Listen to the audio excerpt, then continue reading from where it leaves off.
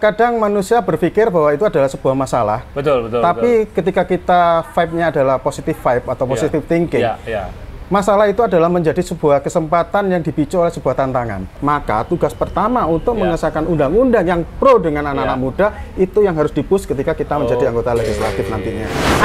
Saluran komunikasi caleg. Selamat siang pemirsa, ketemu lagi bersama saya Samwes di podcast Saklek, Saluran Komunikasi Caleg, di mana kita akan membedah caleg-caleg yang punya visi misi dan realitanya, tell the fact, yang harus dikatakan adalah kenyataan dan realitasnya. Kali ini kita kehadiran sosok aktivis Kota Malang yang saya kenal mulai tahun 2000. Jadi mulai kegiatan sosial, baksos, bersih-bersih sungai, luar biasa lah. Stamina pergerakannya dan konsistensinya sudah tidak bisa diragukan lagi. Banyak orang sopo yang nggak kenal namanya Bro Farid. Selamat siang Bro. Selamat siang Bro. Terus luar biasa Bro Farid. Saya yang membuat heran itu pemirsa, biasanya teman-teman aktivis itu mesti kurus.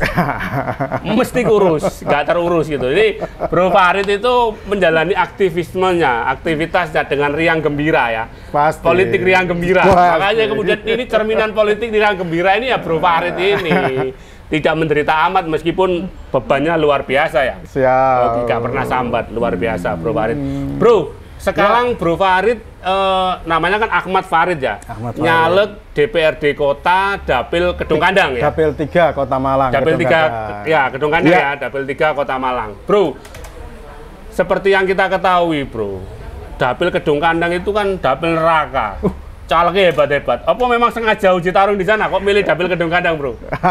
Ya meskipun aku tahu Bro Farid itu dapil mana saja siap. Karena Bro Farid milik Kota Malang makanya. Kenapa kok milih Kedung Kandang di antara 5 dapil itu, Bro? Ya, awal kenapa Kedung Kandang? Pertama refleksi ya. 2019 kebetulan saya kan ketua untuk PSI Kota Malang. Betul. Dari 5 dapil, Kedung Kandang itu pencapaiannya setengah dari rata-rata dari 4 dapil yang lainnya. Oke. Misal yang lainnya itu rata-rata 4.500. Di Kedung Kandang waktu 2019 kami hanya mendapatkan sekitar 2.400. Oke. Memang milih sing angel lho, tantangan nih berarti. Oh. Iya. Pejuang itu kudu ngono. Aku sing milih sing angel-angel, sing gampang-gampang awakmu ngono ya. Iya.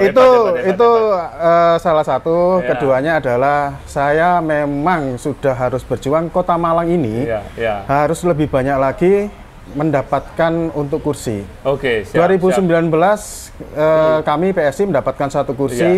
Sehingga kami tidak bisa mempunyai fraksi sendiri, sehingga harus bergabung. Kebetulan fraksi gabungan kami yang terakhir itu ada 10 orang, jadi saya PSI ini 1 dari 9 yang lain, sehingga suara-suara dari PSI ini tidak bisa banyak keluar karena ditentukan oleh fraksi gabungan. Iya.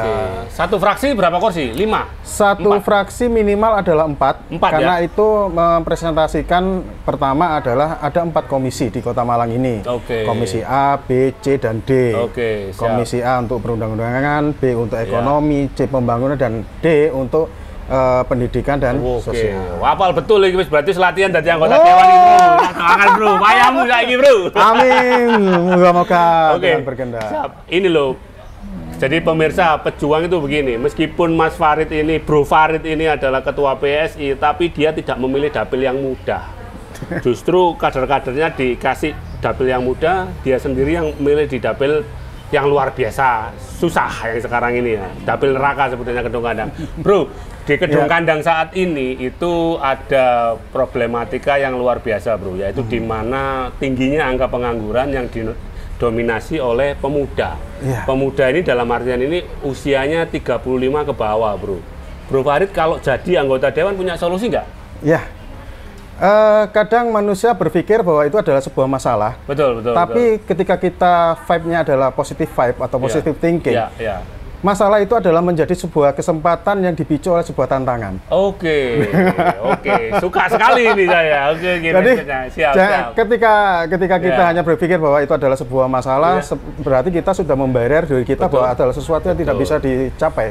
Tapi kalau itu adalah kesempatan dan berupa tantangan, ya harus kita jalankan. Betul. Dengan adanya tantangan tersebut, maka kreativitas kita pun akan muncul. Oke. Mindset harusnya. Terus yang kedua adalah memang Kedung Kandang ini akhir-akhir ini adalah menjadi, ini yang tanda dalam kutip mungkin orang melihat bahwa itu adalah masalah, tapi kalau saya melihat bahwa ini adalah sebuah potensi yang sangat luar biasa. Kenapa? Perkembangan yang paling besar dari semua daerah atau semua kecamatan sebetulnya adalah Kedung Kandang. Oke, ya kan? Betul. Kemudian survei terakhir pun juga anak-anak muda memang paling banyak itu adalah di Kedung Kandang. Kemudian baru di Sukun, Blimbing, Lowok Waru dan Klojen. Betul.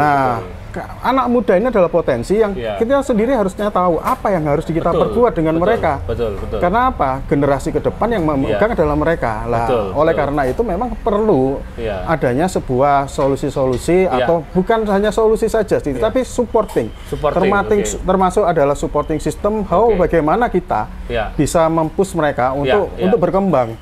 Dan itu bisa dilakukan oleh yang paling pasti adalah pemerintah daerah. Pemerintah daerah itu kalau di pusat itu memang terpisah antara eksekutif dan legislatif. Tapi di daerah yang namanya pemerintah itu adalah gabungan. Ini yang mungkin masih banyak orang belum tahu bahwa kalau ngomong pemerintah daerah adalah wali kota tidak. Karena di pemerintah daerah adalah gabungan antara eksekutif dan legislatif. Otomatis melalui 3 tugas utama Dewan, yaitu merancang undang-undang, terus kemudian mengesahkan undang-undang, dan terakhir adalah pengawasan undang-undang tersebut. Maka tugas pertama untuk mengesahkan undang-undang yang pro dengan anak-anak muda itu yang harus di-push ketika kita menjadi anggota legislatif nantinya. Salah satunya apa, Bro? Programnya, Bro? Contoh, Bro. Konkret misalkan. Saya sudah banyak keliling dan saya banyak menanyakan ke mereka. Kalian tahu nggak bahwa Kota Malang ini mempunyai BUMD keuangan? Tugu Tirta, Tugu Arta. Dan 80% mereka tidak tahu, bahkan 80% lebih itu tidak tahu. Padahal jika pemerintah daerah ini pro dengan masyarakat, kita misalkan saja dari APBD kita berikan aja penyertaan modal ke Tugu Arta, misalkan 10 miliar, misalkan 10 miliar dibagi 10 juta untuk modal usaha pinjaman tanpa bunga kepada anak-anak muda ini. Kecil loh, Bro, 10 miliar itu APBD Kota Malang 2,7 triliun. 2,7 triliun, betul sekali. Cililah 10 miliar. Ya, kita misalkan 10 miliar. Cilian. Kalau misalkan itu dibagi untuk 10 juta. 1000 berarti. Berarti dapat 1000 per tahun loh ya. Nah, sekarang kita jangan lihat aja dari 1000-nya saja. Jika 1000 ini bisa menarik kesempatan kerja, misalkan untuk 5 bahkan sampai 10, anggap aja 5. Artinya 10 juta per orang ini kemudian dia membuka usaha ya? Membuka usaha baru, ekonomi kreatif. Butuh tenaga kerja. Pasti butuh tenaga kerja. Otomatis tenaga kerjanya ini pun juga akan ikut serta. Jadi 1000 kalau misalkan anggaplah 5, berarti kan sudah ketambahan 5 lagi kali 1000. 6.000 orang. Jadi 1000 orang ini yang memimpin dapat kredit tadi, yang 5.000 tadi jadi pekerjaannya. Itu jika 10M. Itu jika yang 10M, sangat kecil. Iya, Bro, 10M per tahun ya per tahun. Kita bayangkan bisa 5 tahun. Kalau 2,7 T berapa? 0,5%. 0,0, Bro. Iya, 0,0-nya. Ya kan 0,0-nya, 0,0%. Tidak ada 1%, tidak ada setengah persen. Tidak ada. Oke. Iya. Luar biasa, Bro. Ya memang BPR Tugu Arta itu terkenalnya adalah banknya ASN. Kalau ngutang ASN ke Tugu Arta, ya mungkin saya tidak tahu, tidak menuduh juga tidak tahu. Apakah tidak ada sosialisasi ke masyarakat bahwa BPR Tugu Arta ini adalah juga mampu atau bisa loh BPR Tugu Arta ini membantu kredit usaha anak muda misalkan. Betul. Kan ada dinas perindustrian, perdagangan, Diskopinda yang bisa menjadi supervisinya. Betul. Verifikasi ini arek iki layak nggak? Nah, seperti itu. Oke, siap. Cerdas ini, Bro. Cerdas. Jadi artinya masalah pengangguran, masalah anak muda, terus kemudian masalah ekonomi iso merata. Betul. Dan yang satu lagi tentang kalau kita bicara di Gedung Kandang ya, banyak lah sekarang perumahan-perumahan baru. Dan perumahan baru ini secara transportasi tidak dilewati loh dengan transportasi umum. Iya. Tidak dilewati, bahkan banyak sekali yang perumahan yang sampai di Boring naik ke atas tidak tersentuh dengan jalur transportasi umum. Transportasi publik. Jadi mungkin juga kedepannya transportasi publik ini juga harus ada perubahan. Terus kemarin saya ada wacana sih. Misalkan memang mau sopir-sopir angkot yang rumahnya dekat-dekat ini, dia bisa misalkan ini si Pak A, maka karena rumahnya dekat dengan perumahan A, maka pada jam-jam sekolah, dia akan menarik orang-orang di sana. Sebagai feedernya apa? Kan ada bis sekolah. Oh iya. Jadi bis sekolah ngetem, feedernya dari perumahan-perumahan oleh sopir-sopir angkot, ditarik, dikolek, masuk ke dalam bus sekolah. Lebih efektif. Di sana kan ada terminal Hamid Rusdi yang nggak efektif. Feedernya bisa di sana. Titik poin kumpulnya. Daripada gosong melompong. Itu kita Pemkot Malang membangun susah-susah loh terminal Hamid Rusdi itu udah berapa kali periode kepemimpinan. Tapi begitu jadi nganggur. Cerdas ini, Bro. Ya. Jadi ini solusi transportasi untuk pendidikan ya. Khususnya di Gedung Kandang. Dan seperti yang Bro Farid sampaikan, memang beberapa tahun ke belakang ini, 5 tahun, 10 tahun ke belakang ini memang akselerasi pembangunan di Gedung Kandang itu luar biasa. Paling tinggi akselerasinya. Dan daerahnya memang paling luas, Bro. Paling luas, betul. Oke, berarti tadi sudah ada solusi untuk kredit anak muda tadi ya. Jadi per orang 10 juta yang nanti akan dikoordinasikan oleh BPR Tugu Harta bersama BPR Tugu Harta. Kemudian solusi transportasi publik. Iya kan? Dan pemberdayaan fasilitas.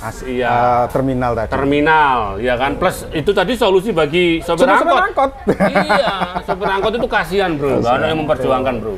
Ini kamu harus memperjuangkan ini. Siap. Ya, Bro ya. Jadi memang benar. Jadi di sana belum ada transportasi publik. Oke. Bro, selain pemuda di Gedung Kandang itu kan sekarang ini isu perempuan seperti yang disampaikan oleh Bro Kokok tadi. Bagaimana perlindungan hak perempuan? Karena seperti yang kita ketahui di Gedung Kandang sudah ada beberapa industri besar. Lah ini bagaimana Bro Farid menanggapi pemikiran dari Bro Kokok, caleg PSI DPR RI Dapil Malang Raya? PS ini terkenal dengan partainya perempuan dan anak, Bro. Oke. Jadi PS ini memang program-programnya sangat-sangat friendly. Partainya perempuan dan anak. Ini ya, bukan partai kecil pengganggu siap salah demi rakyat. Top. Ini aku seneng tulisannya. Siap, lanjut Bro. Sorry. Oke. Sehingga memang pertama kita yang banyak kita lupakan. Perempuan kita anggap lemah, perempuan kita anggap adalah gampang lah wetok ae pokoknya urusan dapur aja lah. Tapi kan kita tidak bisa seperti itu juga. Karena apa? Mereka punya potensi loh, Bro, sebetulnya yang sangat-sangat luar biasa. Yang kedua adalah kita harus ingat bahwa ibu itu adalah pencipta generasi. Oke, ibu adalah pencipta generasi. Ibu adalah pencipta generasi, meskipun subsidinya dari ayah. Subsidinya dari ayah. Tapi ketika pendidikan dari seorang manusia itu lahir, maka pendidikan dari seorang ibulah yang paling banyak. Paling ibu banyak menentukan pertama anak. Menentukan anak ini kedepannya mau jadi seperti apa. Perempuan ini saya setuju sekali jika memang ada prioritas dan difasilitasi yang lebih. Kenapa? Saya setuju dengan program pokok yang sangat-sangat friendly atau sangat-sangat mendukung dengan perempuan, karena memang satu-satunya jalan memang kita harus membuat para wanita ini mempunyai kualitas yang lebih baik. Oke, seperti itu. Luar biasa, Bro ya. Jadi PSI ini adalah memang terkenal dengan partainya perempuan dan anak. Iya. Betul ya, Bro ya. Siap, Bro. Ini PSI, Partai Sayang Istri. ada singkatan baru di PSI, Partai Sayang Istri. Luar biasa. Iya. Ya, karena kalau kita memenangkan istri, kita menang semuanya. Loh iya, pastinya. Kalau kita ngalahkan istri, kita kalah ya. Bro, terakhir Bro, untuk membangun politik yang riang gembira, cerdas, sehat, pesan-pesannya kepada masyarakat. Oke. Sebelum masuk ke sebuah politik ya, bahwa masalah itu pasti akan ada dalam setiap manusia. Permasalahan akan selalu hadir, dan itu tidak bisa dicegah selama kita masih menarik nafas. Nah, yang kita bisa lakukan adalah kita harus selalu bisa membuat pikiran kita tenang, pikiran kita riang, gembira. Kenapa? Ketika kita dalam sebuah masalah, pikiran kita suntuk, maka jalan-jalan untuk menemukan jalan itu juga akan tersendat dan mungkin buntu. Tetapi dengan kita tetap menjernihkan pikiran kita, selalu berpikir positive thinking, maka solusi itu kreativitas itu juga akan muncul ke depannya. Nah, itu juga berlaku dengan politik. Ketika ada orang bilang bahwa politik itu jahat, politik itu buruk, jangan lupa di dunia ini ada dua sisi yang selalu ada. Ketika ada manusia yang berpikir seperti itu, maka ada sisi yang lainnya bahwa politik itu bersih, politik itu baik. Nah, tinggal kita mau kemana? Choice-nya kita mau ke politik yang tidak baik atau ke politik yang baik.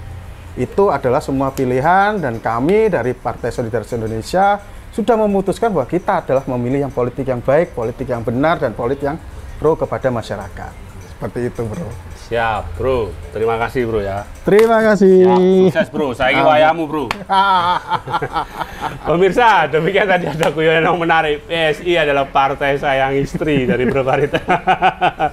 Ini kelihatannya guyonan tapi serius. Serius banget. Tell the fact. Jadi pada podcast Saklek ini, saluran komunikasi caleg ini, kita benar-benar membedah bener nggak caleg ini, orang-orang yang mau menjadi anggota dewan ini menguasai persoalan, menguasai medan, dan dia punya latar belakang untuk memperjuangkan nilai-nilai, visi yang benar-benar sesuai dengan dapilnya masing-masing. Tadi sudah disampaikan oleh Bro Farid bahwa Bro Farid ada 3 hal tentang pemuda dan kesempatan usaha, yang tadi juga perlu dikoordinasikan dan dikomunikasikan dengan BPR Tugu Arta, terus kemudian tentang akses layanan publik, transportasi publik untuk pelajar. Kemudian yang ketiga adalah isu perempuan dan anak. Seperti yang kita ketahui dan disampaikan Bro Farid tadi, memang PSI itu partainya perempuan dan anak. Jelas sekali perjuangannya, dan tell the fact, ini realitasnya, ini sebenar-benarnya. Ketemu lagi pada edisi podcast Saklek selanjutnya, saluran komunikasi caleg. Kita akan menggugah dan bahkan menantang caleg-caleg untuk menunjukkan visi misinya, backgroundnya, latar belakangnya, dan tujuannya kenapa nyalek di Dapil Malang Raya. Sampai ketemu, tetap sehat, tetap semangat.